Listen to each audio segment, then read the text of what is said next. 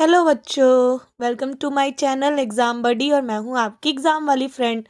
तो जैसा कि मैंने प्रॉमिस किया था कि हम साइंस की सीरीज़ कंप्लीट करेंगे, तो कल की वीडियो में मैंने लेसन नंबर 1 कंप्लीट कराया है और मैंने ना क्विक रिवीजन कराया है, क्योंकि देखो ये टाइम नहीं है कि आप घंटों-घंटों अपना फ़ोन ऑन करके बैठे रहो।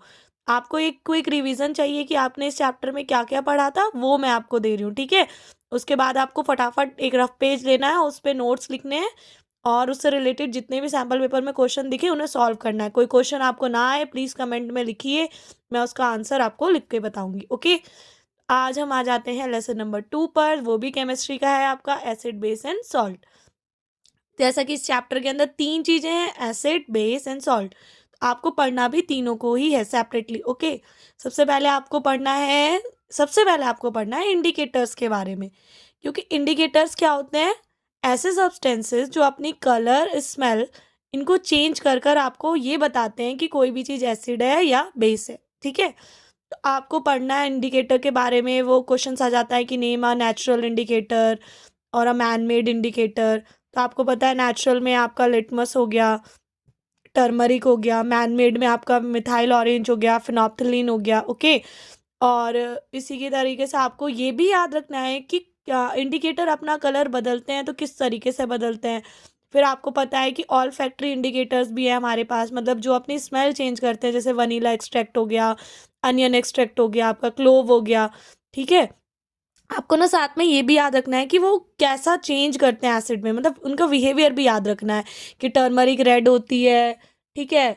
बेस के साथ रेड हो जाती है, एसिड के साथ येलो रहती है, तो ये चीज़ें आपको ना पता होना चाहिए। लिटमस जैसा आपका ब्लू हो जाता है जब बेस के साथ रिएक्ट करता है, रेड हो जाता है जब एसिड के साथ रिएक्ट करता है। लिटमस कहाँ से मिलता है? हमें लाइकेन प्लांट से मिलता है। तो ये कुछ चीज़ें आपको पता होनी चाहिए। इसके साथ साथ आप पढ़ेंगे एसिड में 2 टाइप, मतलब फिजिकल प्रॉपर्टी एसिड की और केमिकल।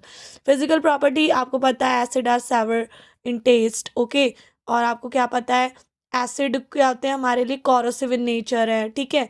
और एसिड क्या करते हैं? एसिड टर्न्स आपका ब्लू लिटमस इनटू रेड। तो ये कुछ फिजिकल प्रॉपर्टीज हो गई हैं। केमिकल प्रॉपर्टी में बात करेंगे तो acid contain H+ ions, okay? और आपको सारी रिएक्शंस जितनी भी है ना कि एसिड रिएक्ट विद मेटल आपको क्या दे रही है, acid react with base, neutralization, जो ये रिएक्शन है वेरी वेरी इंपॉर्टेंट है और बेस और एसिड दोनों में बन जाएगी, ठीक है? सिमिलरली आपको बेस के बारे में फिजिकल प्रॉपर्टीज में क्या क्या याद रखना है कि बेस के पास आपका सोपी टच होता है, सोपी नेचर है ना, टच में सोपी होते हैं, मतलब वो पाउडर जैसा। और आपका बिटर इन टेस्ट होता है, रेड लिटमस को ब्लू में कन्वर्ट कर देते हैं। आपको पीएच याद रखना है, बेस का पीएच क्या होता है? 7 से अबव होता है और एसिड का पीएच क्या होता है? 7 से कम होता है। 7 किसका होता है? न्यूट्रल का होता है। इसके बाद आपका आता है सॉल्ट, कि सॉल्ट कैसे बन रहे हैं, ठीक है? उस सॉल्ट में भी आपके देखो मैंने आपके मेन 5 लिख दिए हैं जो आपको एग्ज़ाम में आनेंगे।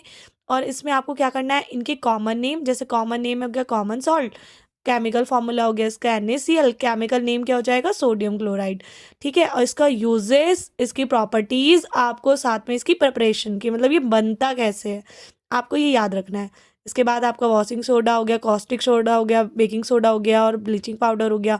और इसमें ही आपकी एक क्लोरएल्कली प्रोसेस भी होगी जिसमें आपको 3 चीज़ें मिलती हैं, तो उन सब के यूजेस, मतलब मैं आपको एक हिंट दे रही हूँ कि अगर कोई चैप्टर ऐसा है जिसके बारे में आपको अभी तक कुछ भी नहीं पता है, तो फटाफट से मेरी वीडियो ऑन करिए और अपना रिवीजन करिए। बट स्टिल काम आप ही को करना है और फ़ोन पे कम टाइम वेस्ट करना है, एग्ज़ाम में लिखने की प्रैक्टिस करिए।